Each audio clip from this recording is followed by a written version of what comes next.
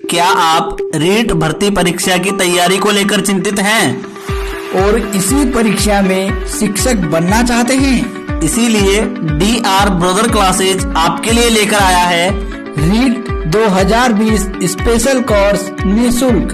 To join this course please subscribe our YouTube channel and press the bell icon. Thank you. नमस्कार साथियों, मैं राकेश कुमार आपके अपने YouTube channel DR brother classes में आप सभी का स्वागत करता हूं। साथियों, आज मैं आपके लिए मनोविज्ञान विषय की एक बहुत ही महत्वपूर्ण कक्षा लेकर आया हूं, जिसमें हम जानेंगे अभिवृद्धि एवं विकास अर्थात ग्रोथ एंड डेवलपमेंट के बारे में। साथियों, एग्जाम के दृष्टिकोण से बहुत ही इंपॉर्टेंट टॉपिक है। आप सभी साथी वीडियो को अंत तक देखिए, वीडियो को छोड़कर मत जाइएगा। साथियों, जरूर आपको ये कॉन्सेप्ट क्लियर हो जाएगा। साथियों, शुरुआत करते हैं हमारी टॉपिक की। साथियों, जो अभिवृद्धि है वो विकास है, वो किसको दर्शाता है? आप सभी ने सुना होगा, हमारे जीवन में विभिन्न प्रकार के परिवर्तन होते रहते हैं। जो वृद्धि एवं विकास है, दोनों ही किसी परिवर्तन को दर्शाते हैं। किसको दर्शाते हैं साथियों? अभिवृद्धि जो विकास है वो एक प्रकार से परिवर्तन को दर्शाते हैं। साथियों, अभिवृद्धि और जो विकास है हमारा वो परिवर्तन को दर्शाते हैं, लेकिन कौन सा परिवर्तन हमारा वृद्धि में गिना जाएगा और कौन सा परिवर्तन विकास में गिना जाएगा? साथियों, जब हमारा जो चेंजेस, जो परिवर्तन है शरीर से संबंधित होगा, बॉडी में हमारा जो चेंजेस होगा वो वृद्धि माना जाता है। क्या माना जाता है साथियों? बॉडी का जो चेंजेस होगा, बॉडी में जो चेंजेस होंगे अर्थात शरीर में, वो हमारे वृद्धि को दर्शाएंगे साथियों। जैसे मान लो किसी व्यक्ति के आकार में चेंज होना, भार में चेंज होना, लंबाई, ये सब क्या है? आकार, भार, लंबाई, चौड़ाई, ये सब परिवर्तन अगर किसी व्यक्ति में आते हैं तो ये क्या होता है? वृद्धि को दर्शाते हैं। लेकिन साथियों, जो विकास होता है वो उसमें कौन सा परिवर्तन आता है? साथियों, विकास जो है व्यवहार में परिवर्तन को दर्शाता है। व्यक्ति के व्यवहार में जो परिवर्तन होता है वो किसको दर्शाता है? तो साथियों, वो है हमारा विकास। साथियों, वृद्धि जो है मात्र शारीरिक जो पक्ष है हमारा उसी के परिवर्तन को दर्शाती है। अर्थात हम ऐसे कहें, शारीरिक पक्ष में परिवर्तन होता है। यहाँ पर वृद्धि जो है शारीरिक पक्ष में परिवर्तन दर्शाती है, शारीरिक पक्ष से संबंधित है। जबकि विकास जो है साथियों ओवरऑल चेंजेस की बात करता है, सभी पक्षों में परिवर्तन की बात करता है। सभी पक्षों में परिवर्तन होता है। साथियों, सभी पक्ष कौन कौन से होते हैं? साथियों, जो विकास के एरियाज है, विकास के जो क्षेत्र है, उन सभी विकास के सभी क्षेत्रों में परिवर्तन होता है। जैसे मान लो कौन कौन से एरिया है हमारे साथी विकास के? आप सभी ने देखा होगा शारीरिक, मैं साथी शोर पर लिख देता हूं। जब हम विकास के क्षेत्र पढ़ेंगे, विकास की अवस्थाएं, तब इनको अच्छे से जानेंगे। साथी, विकास के जो पक्ष है, एरिया है, वो कौन कौन से हैं? शारीरिक, मानसिक, सामाजिक, नैतिक, भाषात्मक,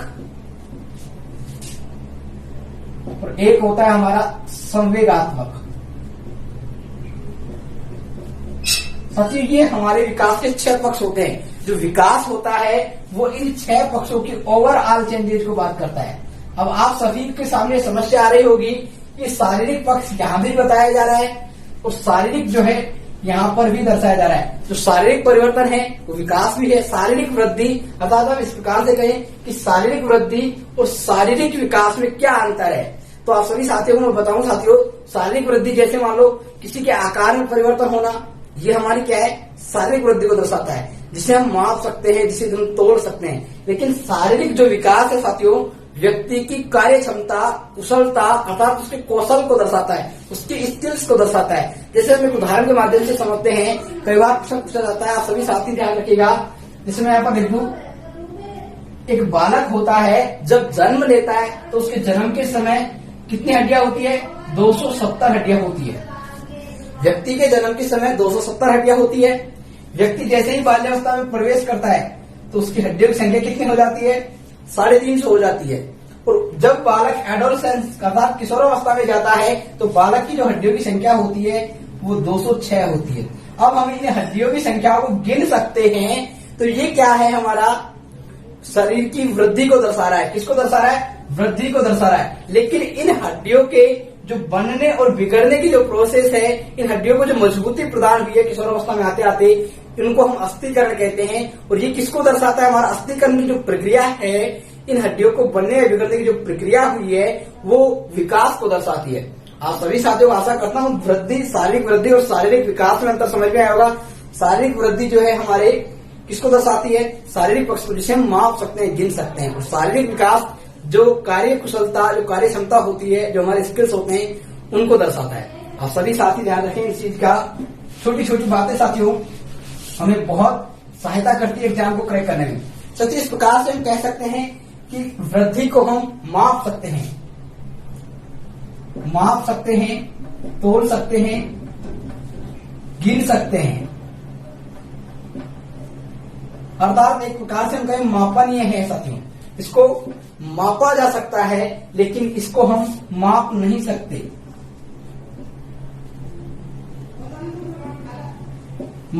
सकते। इसका हम क्या कर सकते हैं साथियों?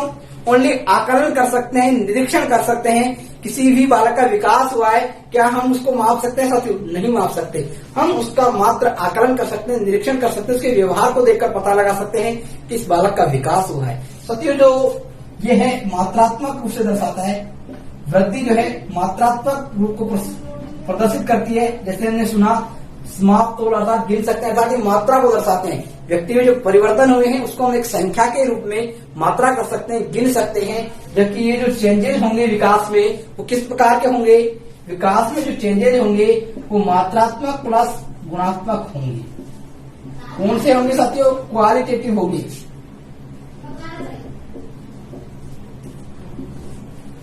साथियों, वृद्धि में जो हमारे चेंजेस होंगे वो मात्रात्मक होंगे। उनको हम एक निश्चित संख्या प्रदान कर सकते हैं, माप सकते हैं, गिन सकते हैं। क्वांटिटेटिव चेंजेस होंगे। और जो क्वालिटेटिव जो चेंजेस होंगे, अर्थात गुणात्मक, उसकी स्किल, जो क्षमता में, जो कार्य कुशलता में जो वृद्धि होगी, कार्य कुशलता में जो बालक निपुण होगा, वो हमारा विकास को दर्शाएगा साथियों। अर्थात क्वालिटेटिव व्यक्ति के गुणों की इसमें बात की जाती है साथियों। व्यक्ति के गुणों का विकास होता है इसमें। साथियों, आप सभी ने देखा होगा कि यहाँ पर मात्र एक पक्ष की बात की जा रही है, शारीरिक पक्ष की, और यहाँ पर किसकी बात की जा रही है? विकास के सभी पक्षों की। तो हम कह सकते हैं वृद्धि क्या है? एक संकुचित क्षेत्र है। क्या है?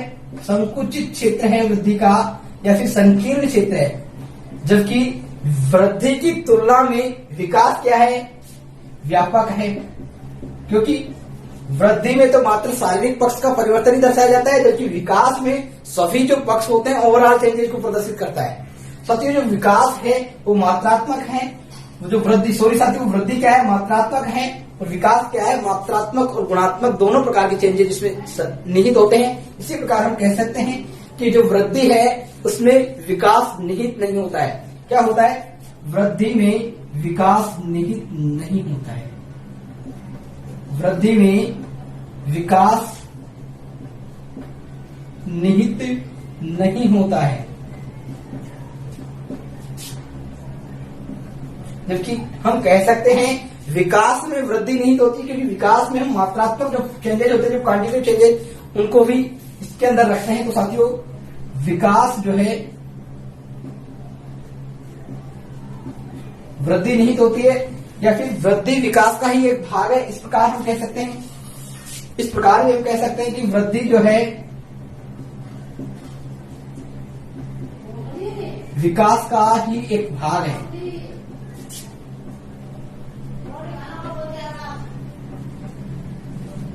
साथ जो वृद्धि होती है उसका कोई क्रम नहीं होता है। वृद्धि का कोई क्रम नहीं होता है, क्रम जो है नहीं होता है।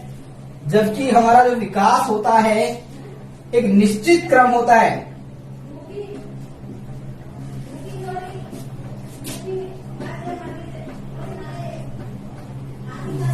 विकास का क्या होता है? निश्चित क्रम होता है। कैसे साथियों? वृद्धि जो विकास है उसका निश्चित क्रम होता है।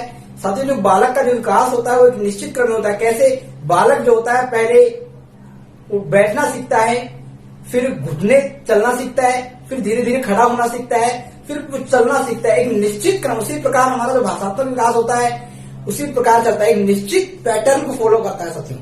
क्योंकि वृद्धि में ऐसा कोई निश्चित क्रम नहीं होता है। इस प्रकार हम कह सकते हैं कि वृद्धि जो है एक निश्चित समय तक चलती है। निश्चित समय तक चलने वाली प्रक्रिया है। निश्चित समय तक चलने वाली प्रक्रिया।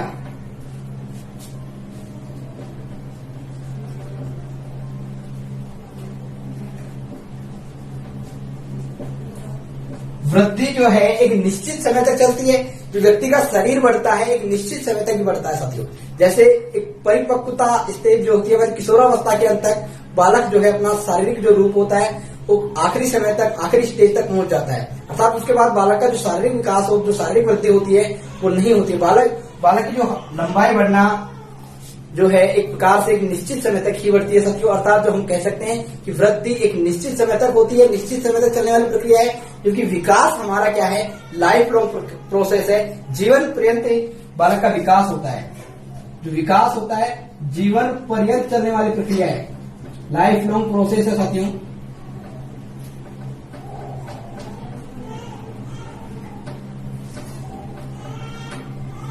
साथियों जो वृद्धि होती है और विकास की शुरुआत कब से होती है, ऐसा प्रश्न जो है कई बार कंफ्यूजन में रहते हैं साथी। मैं आपको बता दूं साथियों, वृद्धि और विकास दोनों की जो शुरुआत होती है वो गर्भावस्था से ही होती है। लेकिन कई साथी ये कहते हैं, मैंने कई किताबों में देखा है और कई साथियों के मुंह से भी सुना है कि जो वृद्धि होती है वो जन्म से होती है और बालक का जो विकास है वो गर्भावस्था से होता है। लेकिन साथियों जो बालक की वृद्धि और विकास दोनों गर्भावस्था से ही प्रारंभ होते हैं। आपने देखा होगा, सुना होगा साथियों, जो जायगोट होता है जब गर्भ धारण के समय एक सुई की नोक के समान होता है, लेकिन जब बालक जन्म लेता है तो बालक का भी तो कुछ आकार होता है साथियों। क्या उसके शरीर की वृद्धि नहीं हुई साथियों? जब बिल्कुल हुई है साथियों। तो हम कह सकते हैं कि बालक की वृद्धि और विकास है दोनों ही जन्म के समय से शुरू हो जाती है साथियों। वृद्धि और विकास में लिख देता हूं साथियों, दोनों के लिए है। वृद्धि और विकास जो है जन्म के समय से शुरू होती है।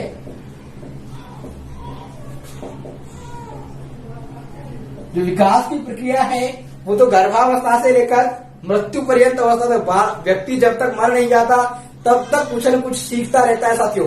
जबकि वृद्धि जो है हमारी गर्भावस्था से चलती है और एक निश्चित समय, जो निश्चित प्रक्रिया हमारी किशोरावस्था तक अर्थात परिपक्व होने तक ही रहती है। इसके बाद वृद्धि नहीं होती है साथियों। आप सभी साथी स्क्रीन शॉट ले साथियों, कुछ और हम इसके बारे में डिस्कशन करेंगे। वृद्धि और विकास के बारे में क्या और इनमें अंतर है साथियों। आप सभी साथियों को हमारी कक्षा कैसी लग रही है? अगर हमारी कक्षा अच्छी लग रही है तो आप सभी साथी वीडियो को लाइक करें और कमेंट करें साथियों, और अपने सभी साथी दोस्तों के साथ शेयर भी करें, जिससे और भी साथी हमारे साथ जुड़कर इन निःशुल्क कक्षाओं का फायदा उठा सके। साथियों जो वृद्धि है हमने देखा क्या होती है, जो शारीरिक पक्ष के चेंजेस को दर्शाती है। उसी प्रकार हम कहें एक अलग शब्दों में भी देखने को मिल सकता है कि वृद्धि जो है संरचनात्मक पक्ष को दर्शाती है। वही बात है साथियों, शब्द चेंज किए गए बस। संरचनात्मक पक्ष को प्रदर्शित करती है।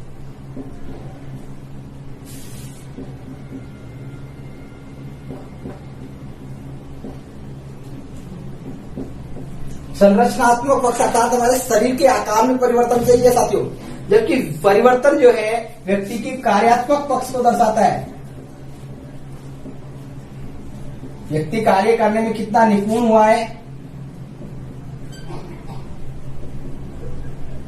कार्यात्मक पक्ष को दर्शाता है।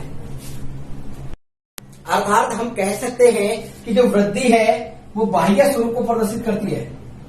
व्यक्ति के जो बाह्य स्वरूप जो है, बाह्य स्वरूप को दर्शाता है। शरीर जो है, शरीर में जो परिवर्तन होता है, व्यक्ति की हाइट का बढ़ना, व्यक्ति का मोटा होना, इसको हम बाह्य तरीके से देख सकते हैं साथियों। जबकि विकास का जो परिवर्तन होता है साथियों वो आंतरिक रूप से होता है, आंतरिक स्वरूप को दर्शाता है। जब तक हम व्यक्ति को व्यवहार करते हुए निरीक्षण नहीं करते हैं तब तक हमें व्यक्ति के विकास का पता नहीं लगता है साथियों। व्यक्ति का जो बाह्य स्वरूप है, आंतरिक स्वरूप, वृद्धि जो है बाह्य स्वरूप को दर्शाता है, जबकि परिवर्तन जो विकास, जो आंतरिक परिवर्तन में है वो विकास को दर्शाते हैं साथियों। इसी प्रकार हम कह सकते हैं वृद्धि की एक कोई निश्चित दिशा नहीं होती है, कोई निश्चित दशा नहीं होती है।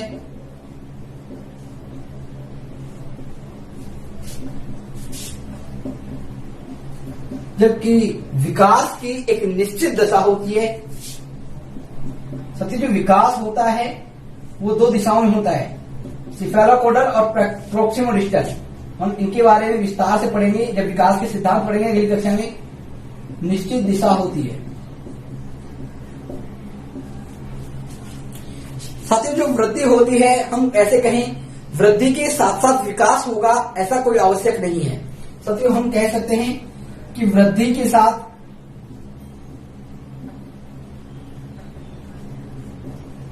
विकास का होना आवश्यक नहीं है।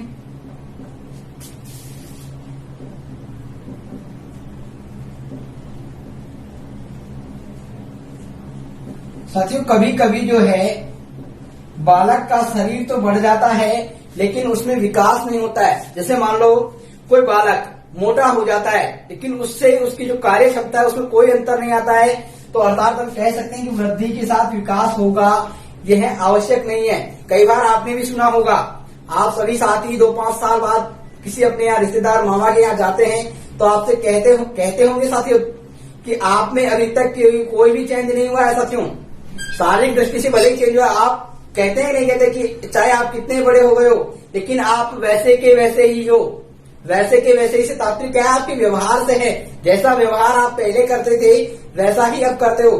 तो वो क्या कह रहे हैं साथियों कि आपका विकास अभी भी नहीं हुआ, आपकी ग्रोथ भले ही हुई है। साथियों, ऐसा कहते हुए आपने सुना होगा कई बार। अर्थात विकास जो है व्यक्ति के शरीर में वृद्धि हो जाती है, व्यक्ति की वृद्धि हो जाती है, लेकिन उसके साथ विकास होगा ये आवश्यक नहीं है। इसी प्रकार विकास जो है, विकास भी वृद्धि के बिना संभव हो सकता है। जरूरी नहीं है कि वृद्धि हो तभी विकास होगा।